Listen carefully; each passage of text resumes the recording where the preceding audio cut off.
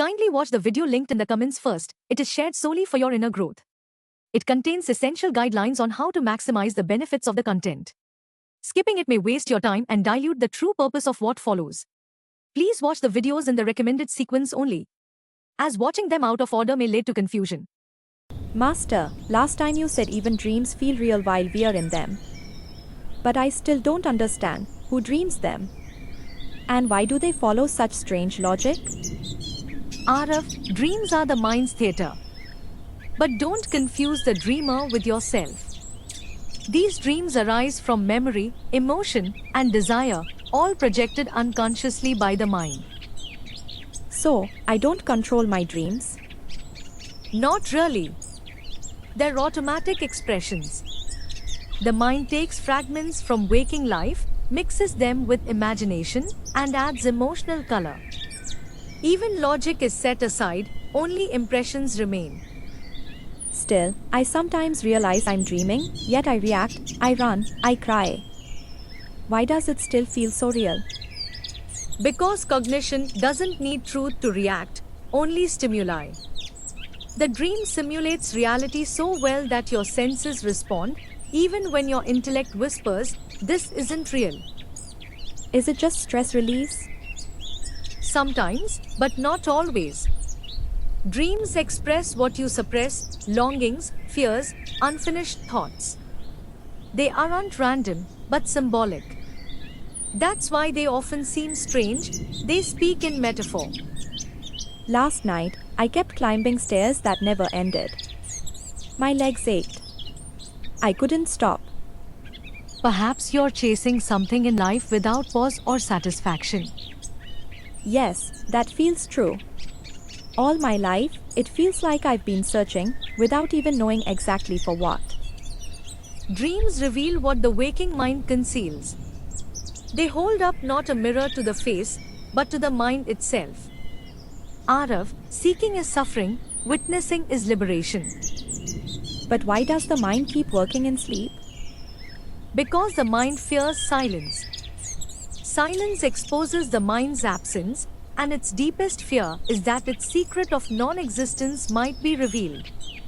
In dreams, it continues its motion, clinging to impressions. Only in deep sleep, when thoughts dissolve, do you taste true rest. Yes, I feel most refreshed after deep sleep, not dreams. That's because, in deep sleep, the mind is absent. No thinker, no story, only pure stillness. Your true essence, fully present. So, even this waking state, is it also a kind of dream? A more stable one, but still a construct of the mind, built with the same tools, memory, perception, thought, and feeling. The waking state appears real because of its continuity. And that continuity is essential for physical survival. Without it, the body would fall into confusion, leaving it vulnerable and exposed to extinction. Is this what the great sages meant when they said the world is Maya? Yes. Maya doesn't mean illusion as in something fake, it means misperception. You see the wave, but forget the ocean. Maya hides the whole and shows only a fragment. It plays a trick, presenting a partial view as the whole truth, and the perceiver gets fooled by what is seen. So, if I stop identifying with the wave, you'll rediscover you were always the ocean, silent, infinite, undisturbed. Then why do we forget? Because the dream is seductive. It offers identity, drama, fleeting excitements, and a sense of meaning. Maya, in this way, holds each individual in its inescapable iron grip. For most, it's nearly impossible to even realize they are trapped within it. Maya feels so real that anyone not prepared to awaken will fiercely resist, clinging to the dream no matter how tragic or filled with suffering it may be. Forgetting is part of the game, and remembering is the end game. Poetically, birth is forgetting and the death of ego is remembering with who you truly are, eternally. What happens after awakening? Nothing changes outwardly. The world still spins, people still speak, but inwardly, the seeker is gone. You lose only what was never truly yours and gain what was always within you. Physical pain or illness may still arise, but you no longer suffer. That is true liberation, the end of mental suffering, once and for all. Only presence remains, silent, spacious, aware. Does that mean I remain eternally happy? Neither happiness nor unhappiness, just the unmoving stillness of eternal bliss. Can you give me another example of how dreams are illusions? Something less mind-bending, please? Alright, Arav. Picture this, you're dreaming.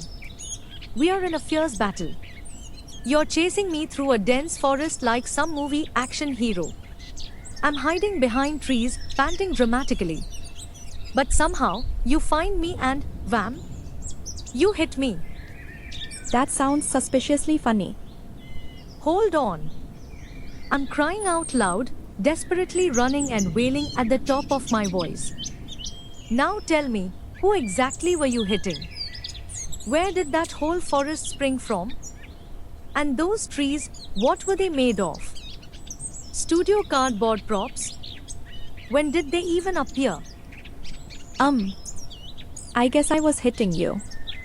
And the forest just existed? It was already there? Or maybe my mind created it, popped it into existence the moment the dream began? Nice try, scriptwriter. But no. While you were throwing dream punches, I was probably miles away, snoring in my own dream. The person you were whacking wasn't me, it was your mind's best impression of me. That whole scene, trees included, was your mind's home production, one-man show. Everything was just you, cleverly disguised as not you. That's the magic and madness of Maya, oneness being displayed as separation. Too much enlightenment in one scene. Mind officially blown. Let's call it a wrap for today, Master. I'll go chew on this mystic candy and return when my brain stops overheating.